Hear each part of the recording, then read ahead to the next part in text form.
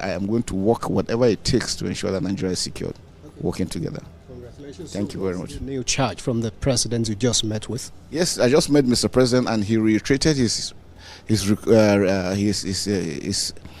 mind on the aspect that we must make sure that Nigeria is secured. Nigerians should go back and sleep with their eyes closed, go back to their farms, schools open without being molested, everyone being carried together to make sure that Nigeria continues to grow in line with the renewed program of the Mr. President. We do not have time. We are going to continue to hit the ground running. We must respect the human rights of Nigerians. Our loyalty is to Nigeria and the Nigerian people. Shedding of innocent blood is over. Our children should be able to go back to school. Our farmers should be able to go back to their farms. We must address these issues on ground. And with the support and prayers we're getting from all Nigerians, we cannot fail. But I want to assure the minister that collectively we're going to support this cause and make Nigerians believe more in us. And I believe going forward, Nigeria will be better. We stand ready to work diligently under your guidance, upholding the highest standard of professionalism, integrity, discipline, and accountability. General Musa pledges an inclusive leadership approach anchored. So Musa is doing what is expected by reassuring the people. Normally, the person that should be reassuring you should be the president. It should be on your screen almost every day.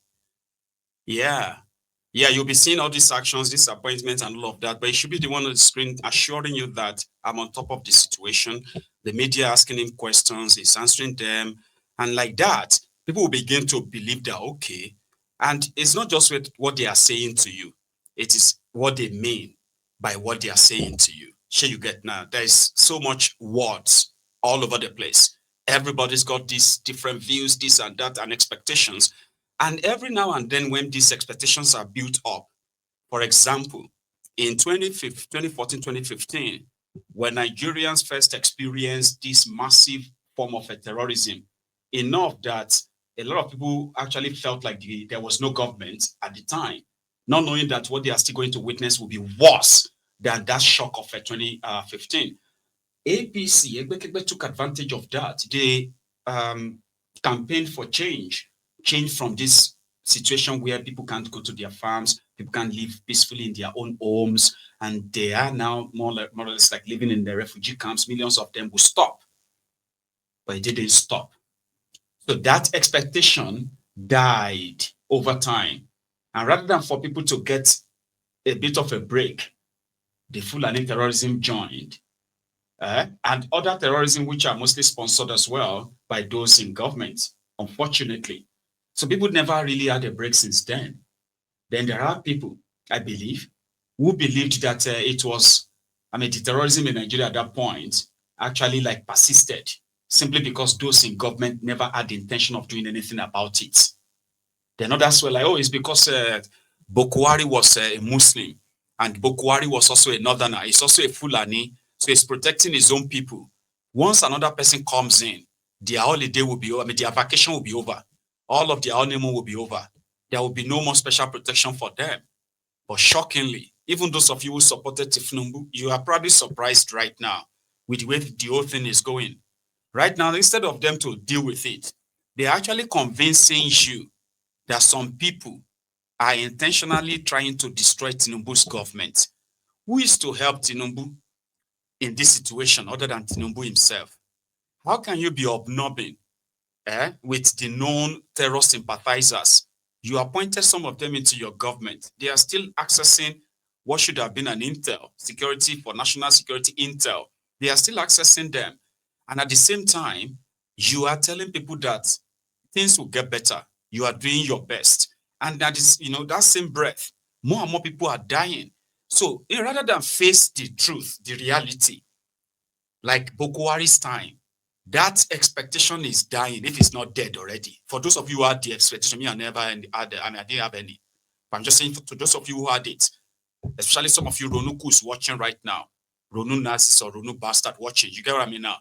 Some of you probably felt like, you know what I mean? It's going to be a different ball game. Now, take another instance. Tinubu want to reform economy.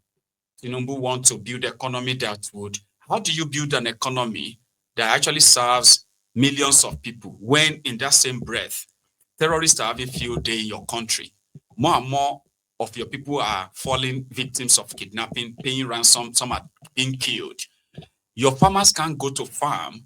People can't travel safely without having to have their breath right here on your roads. Traders are being attacked on the road. You know, things like that will automatically ruin whatever reform you think you are doing, because you know what?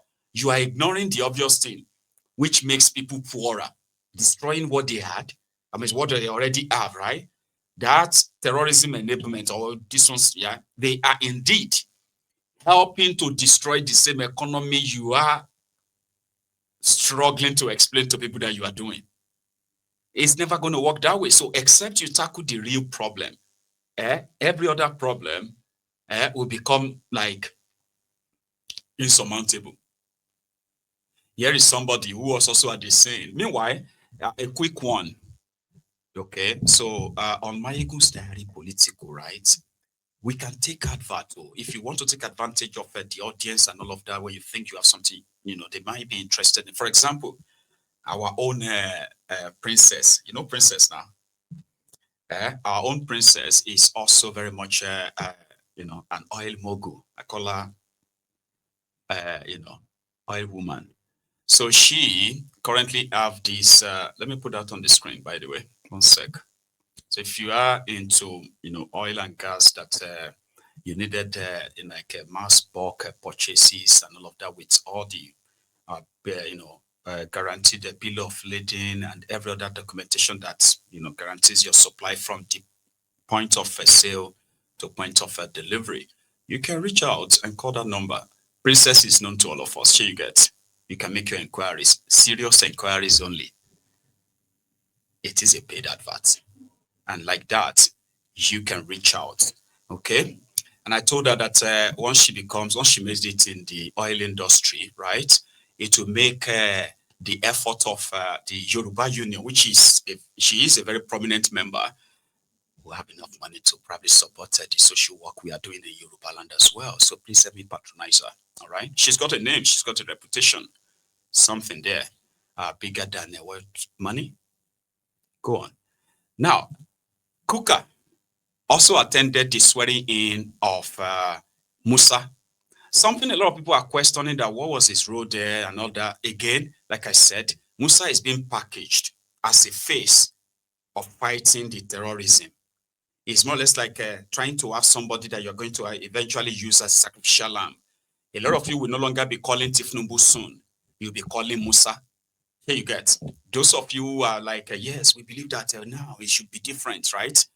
A lot of you may likely be disappointed. Not because General Musa probably doesn't wish to do the right thing, but the right thing being done the wrong way will stand up as like doing the wrong thing, in my own opinion. But yeah, Kuka was present to push that, you know what, the Christians are okay. In fact, look at this new appointment. Look at the enthusiasm of the people. People loved him. You know what I mean? We should have a peace, you know, the Christians feel calm.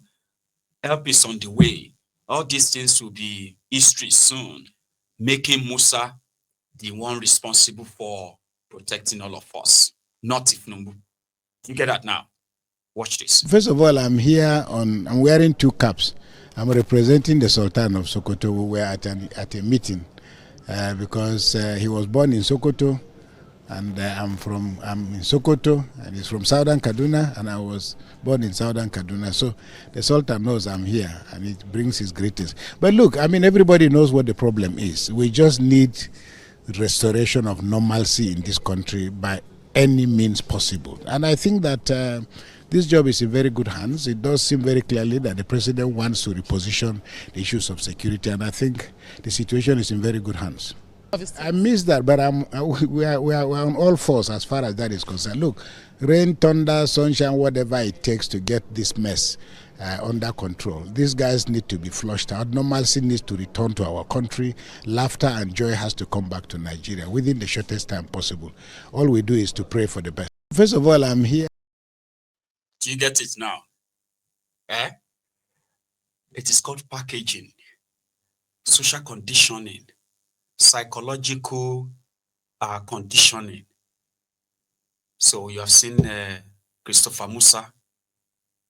He's from southern Kaduna. He's a Christian. He's a retired general, former CDS. He's got a very impeccable profile, and he's also a Christian. So are you going to say somebody who is the Minister of Defense, who is a Christian, is sitting back and watch the Christians killed? No, that doesn't make any sense. Do you know that Tinubu had to appoint a Christian general, this and that? So at the end of the day, like I said, you all be calling Musa, not Tinubu. Remember when Badaru got overshadowed somehow got shadowed somehow by Batawale, the terrorist, sympathizer himself. So Musa is now expected to now be the face of it. But would it be bold or clear enough to at least stop the amnesty for terrorists? Stop these public peace meetings that are so disgraceful and embarrassing? Maybe we can start from there, and Oshiomole agrees with me. We have seen in the distant past where terrorists apprehended who have killed, maimed, and committed heinous crimes were in the name of de-radicalization. They were arrested, quote and unquote, de-radicalized, retrained, fed with taxpayers' money, and as we know now, some of these guys went back to continue with the acts of terrorism. So my understanding of this reinforcement of the Terrorism Act by including kidnapping is that such discretion will not be available to anyone, whether in the armed forces or even in the executive. Because we can't spend so much money, expend so much energy to apprehend very dangerous people who have killed, maimed, buried children alive, and in the air where they are apprehended, somebody come from somewhere and say, look, we need to use all sorts of jargons to justify why these guys should not face the wrath of the law, which is to face trial and if convicted, sentenced to death. Until people begin to see those who have killed. Even in the Bible and the Holy Quran, he who kills has no right to life. And so I believe that by re-emphasizing this law in the manner that the leader of the Senate has very ably articulated all the elements of the law, that the message should be clear. Those discretions are withdrawn. No more de-radicalization. If you are caught after committing heinous crimes, the penalty is death if convicted. Thank you, Mr. President, and I want to thank the Senate leader for, very articulate presentation of what I believe is our collective feelings with regards to this issue of kidnapping and terrorism. Thank you, Mr. President. In the course of the public of the kidnappers and the appropriate punishment to be given to them. And then we will also... An informant. Okay, Senator Wama could say something. I represent Abia North. Mr. President and distinguished colleagues, I'm not sure that this bill brought by the leader of the Senate was a bill agreed by all of us. all 109 senators agreed in a closed session that we must get this bill across and sent to Mr. President.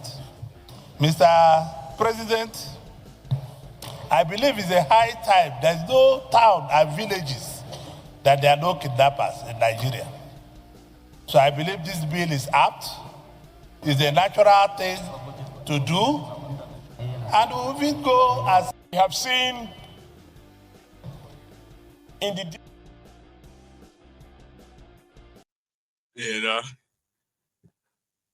let's start with that. And eventually, by the way, they ended up codifying, not yet, but the bill to make kidnappings and all of that as an act of terrorism, and also should carry death sentence. That has now passed the second reading, meaning if it becomes the law, Tinubu should sign it immediately. These are the moves that you want to see, not just what they say, just what they do, you know. And they shouldn't be wasting their time chasing on those who are pointing all of this out, because all of us, by the way, want a peaceful place. And say if you have a peaceful country, you have a peaceful community, or is it that if you have peaceful communities, you have a peaceful nation? Nigeria is not a nation; it is an amalgamation of nations that form the supposed Nigeria, forceful one, by the way, right? So, Omoyele Sowore, right, attended the program where the Sultan of Sokoto was also in attendance. And in his own speech, more or less like an advice, with the situation going on in the country, people have every right to be agitated. People have every right to express their own displeasures and all that. And the government also should be tolerant enough to listen to them. Like, that shouldn't be a biggie.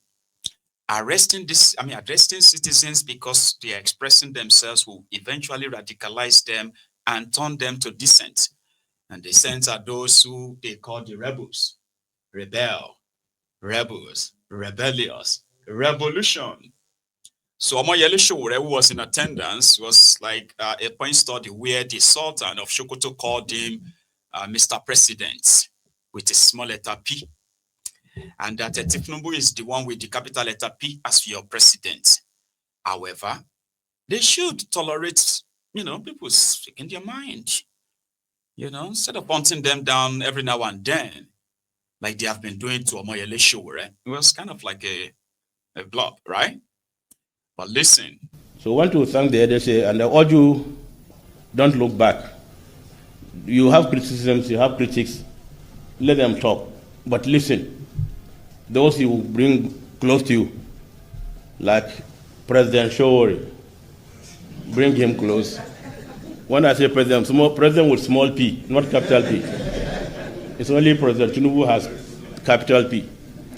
So President Sowore, come close, say your own mind. There's nothing wrong in you saying your mind. Because the more you allow somebody to bring out what is in chest, the better for you and him. The moment you turn down somebody and try him, and then you allow him to go haywire. I think it's very important. So when I was coming in, I met President Sowore there. I was very surprised to see him.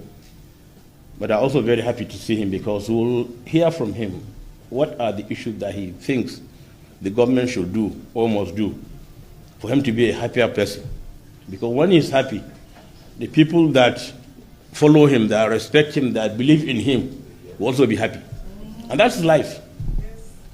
But the more you tie somebody down, tie his neck, twist him, and he can't talk, he'll be saying, You don't know what he wants to say. But let him open his mouth and say what he wants to say. So, President Sowore, I invite you to feel free, come to me as you used to. We met a couple of times at the Peace Committee meetings when you were gunning for presidency. Maybe one day you'll be at this Aso Villa as president. You didn't say amen.